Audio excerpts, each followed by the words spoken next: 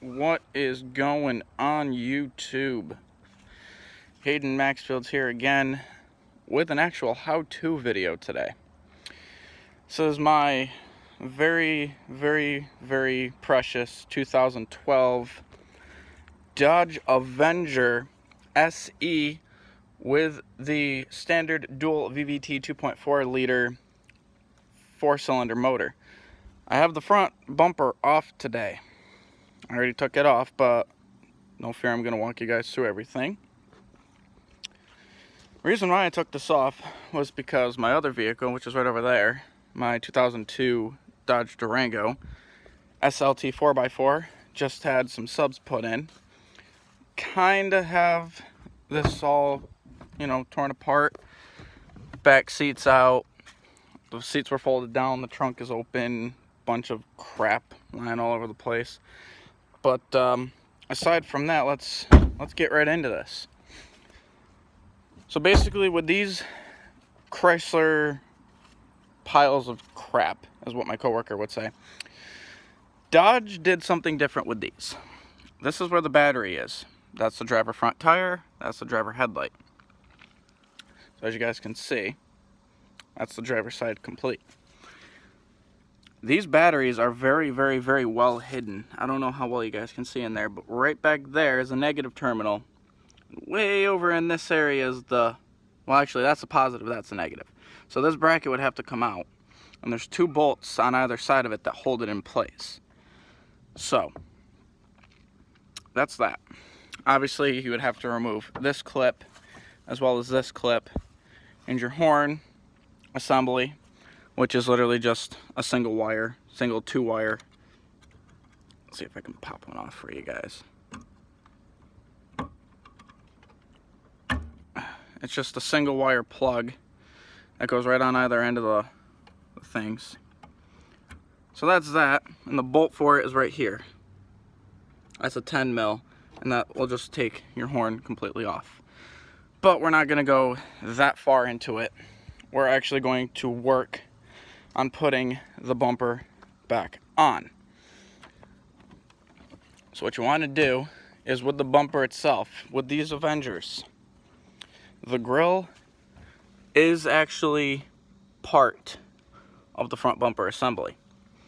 So if you have your fog lamp package, obviously you would have your fog lamps to unplug, which will be on either side of the vehicle. You got your retaining clips here, a retaining clip here, same thing on the other side. So basically what you would want to do, let's see if I can do this one-handed, is you want to flip the bumper obviously the way you want it to go on. And what I do is I just put the top piece on first, just to kind of hold it. Passenger side, you want to line it up, wiggling it around and shifting it until you can get it. So on the back side here, you got your fender cover. That definitely is something you want to make sure goes back nicely. So, just work it. And then, just like that, that corner's on. So now you're going to come around to this side. This side is actually a little bit more tricky because, as you can see, you got a nice big gap. So you just want to work it, lifting it up, wiggling it into place. Obviously using the method of tucking it at the same time. Sometimes this undercover might give you a bit of grief. So that would be a good time, once you get one side on, to just hop underneath it and put that into place. Swallowed a bug. So it would go somewhat like so, and then just try to push. There we go. So you just want to push the bumper back and forth, wiggling it around until it sits nice. Something like that. Nice and neat. And the same thing over here, obviously. Just work it. Sorry about that, guys. I'm trying to do all this one-handed. But now that you work that, you can see Then all you have to do is just tuck all this back, kind of like that, working it, taking your time, and then eventually, voila. Front bumper is back on. Now with this vehicle, I'm not a fan of what Chrysler uses for their Christmas tree clips. I only have a select few, if I remember correctly. I do. This is their Christmas tree clip design. It's a push clip. It's basically, this pinches like this, pushes down, then this has a little lip on it. So when this pushes down, it expands that clip, so that one doesn't come out anymore. There's usually 1, 2, 3, 4, 5, 6 clips plus a Christmas tree solid clip that goes in here. But as everybody can see, that one got the best of me, and I ended up just saying screw it and breaking that one. Like I said, these ones are a pain. Some of them are going to be different, so just kind of pay attention to which ones go where. Like I said, this one's different. You got this one and this one, which are two different ones. This one is actually the same style that you're going to find that holds this one down, but like I said, just be very cautious pulling them out for the simple fact of they are cheap and they will break. So if you don't have like a special panel tool to remove them, that's perfectly fine. You don't necessarily need one. I used the flathead screwdriver, honestly, and I just worked around it until it finally just said, okay, I'm gonna listen to you. But aside from that, that is going to do it. So once you get those in and you have your grill secured now, you're obviously going to remember where you put all of your bolts. These are the bolts. They're 7mm. There's going to be 3 on this side, 1 here, 1 here, 1 right down there.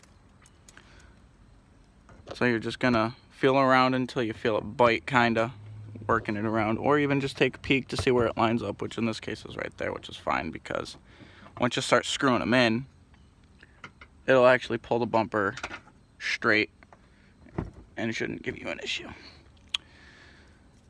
Now those screws on the bottom, those ones are going to be a little bit more tricky. Like this one, for example.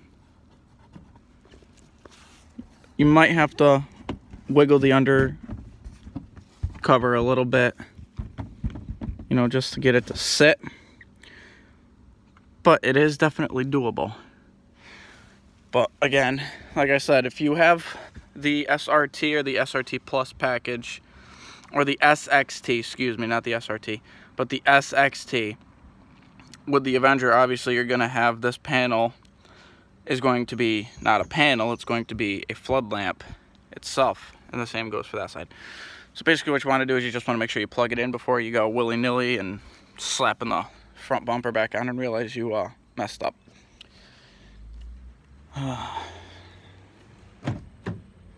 Glove box is out right now. I do have emergency lights in the vehicle that I got to finish rewiring. Modules over there on that side. Windows are definitely tinted though. I got 30% in the front. Well, they're both, this is the kicker. Front and rear windows were both bought with 35% window tint. That window tested at 30 and the rear ones are at 28%. Which is weird because I bought actual stock window tint. Here's a better looking so you guys can see just how dark it actually is. It's not too dark. I don't get bothered here. But it is definitely dark enough that when the vehicle is closed, you can't really see in all that well. Representing some Upchurch. Got the Creek Squad. There's my fire sticker. Of course, I'm a Snap-on mechanic, so I love Snap-on tools. And then this one over here is my Massachusetts Call for Volunteer Firefighters for the Firefighter Association. It's kind of like the the regular Massachusetts fire official or whatever it was there, but it's specifically for volunteers. Now these Avengers, to get the headlights out themselves, obviously you have to pull the clip on this side and the front facing clip in the horn. There's a screw here and a bolt that faces this way that goes in. Loosen those 10mm underneath the headlight on both sides, and the headlight should slide right out. Aside from that, front bumper, like I had said, guys, it is back on, looking good. This car actually desperately needs to be washed and waxed. I need to fix my rim. I hit a curb with it, so that's a bit scuffed up, but that's for another video. As always, guys, if you're tuning in for the first time, please like and subscribe. Take care and have a wonderful day.